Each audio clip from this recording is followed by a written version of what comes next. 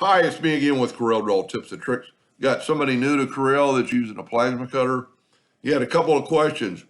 This is Arial text, and you can see that the bold and the italics and the underline are blacked in.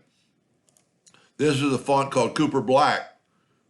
Only the outline, only the underline is highlighted. So you can't make this text any bolder. Like if you go to the Arial and you go bolder, it's going to go bold. Now, with that said, and he also talked about italics, so this one can't be italicized. But if you click on that X again, this is a skew button, and you can give it a little bit of italics looking.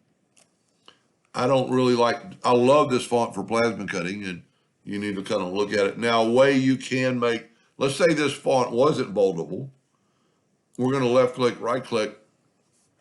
We're going to go to effects and contour. We're going to contour to the outside with square corners in this case and 0.03 in red. Now it doesn't look like it changed that much, but if we go to object and break contour apart, grab the center one, there's our font. It's still an Arial. Now this is no longer a font, but if we make both of them black, you can really tell, and let's take away the outline, you can really tell what you've done. Now, with that said, the A and the T are really too close together. So with this being a font still, you can grab it with your shape tool and you get this slide bar handle and you can slide it out and make them a little bit further apart. Now, if you hold down the shift key, you will space out the wordage. Now, if you don't want them spaced out or you want them big enough to get into your sign, there's another way around that, individual. So this is this first dot is for the I. So I'm going to take and click on the T, the A, the L, I, and the C, and I can move them by hand.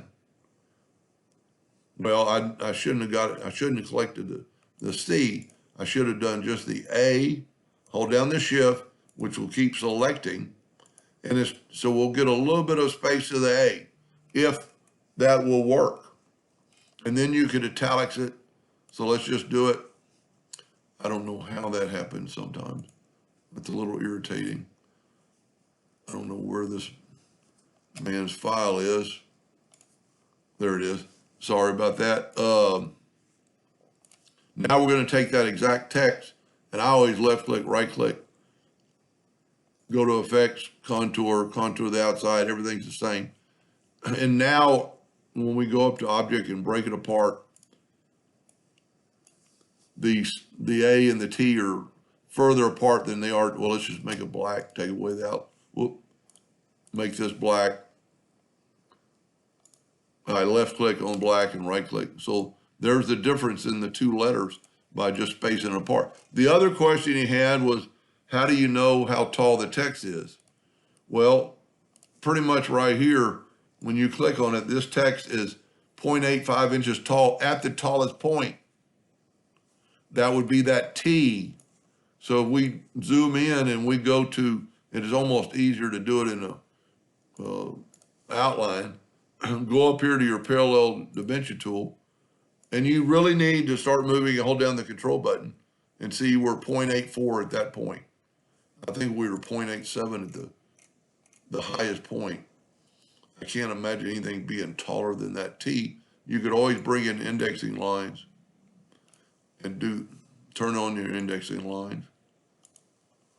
And you could get the indexing lines right on top of your letters, and you could remeasure. Still probably going to be the same. Holding down the control button. So we've gained a little bit because you can measure a little bit off, but if we look, that's probably more true. Well, it's 857. So here's a little trick. If we grab that right there, well, let me do it again. Parallel dimension tool, holding down the control button, and right here you can change to another digit. Look, we're 847. So I'm a little bit off on my, where I put the indexing line on the T and there it is. You need to be a little bit more precise when you're doing that, but it's still 0.844. Anyway, I hope that answered his question. And see, that way you could still do the, inner numbers. And, this is a big deal in plasma cutting. How big is this shape? It's getting pretty close to 1/4 of an inch. So that would be enough for your plasma cutting. And, like that letter that we spaced out, how far is this going to be apart? And I didn't take any time to, do it realistically, but how big a space is the plasma cutter going to have to go between them? 1/16 of an inch. I'm just ballparking. There's probably 1/12 of an inch. So a little bit more than 1/8. Anyway, I'm hoping that's what he was asking. And thank you for watching.